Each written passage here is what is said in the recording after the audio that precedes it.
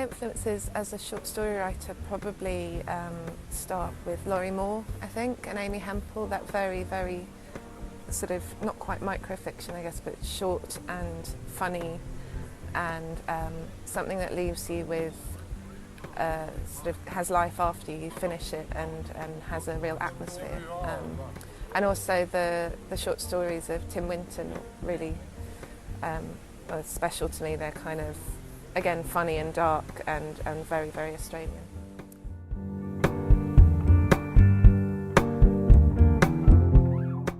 They don't deliberately reflect any kind of nationality of short stories, but they're, I suppose at most they're kind of American influenced in their, I like them being very short, I guess, sort of, I don't know, not over, I don't think I've ever written one over 5,000 words, and that kind of starts to feel like a different thing for me when I can't fit all of the information in the short story in my head at one time, then it kind of turns into something else.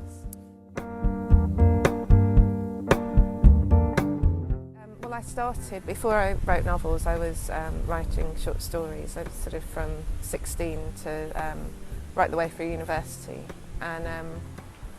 And I think they're a less frightening thing to attempt. You know, you can't, if you fail at it, you haven't kind of necessarily spent 3.5 years failing at it.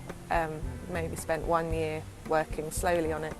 And I think, I don't know, for me, they were just, it was about making an object in a way, and the satisfaction of doing something quite neat and finished, and being able to hold it in your hand and after a couple of months and feel like you've made something, a bit like making a sculpture or something.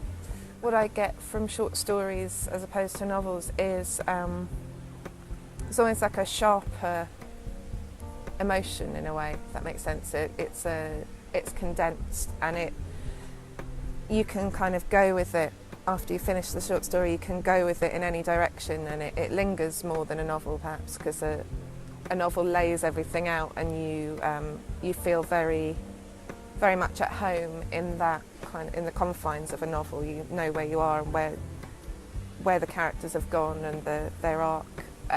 Whereas the short story, the ones that I particularly like, just leave you with a kind of, almost like an atmosphere. And I don't think you get the same thing from novels. I think short stories linger longer. My story, 6 Degrees of Separation, is sort of based on how my Australian grandfather, who ran a sugarcane farm, would have felt when my mother left home at 21 and moved to London.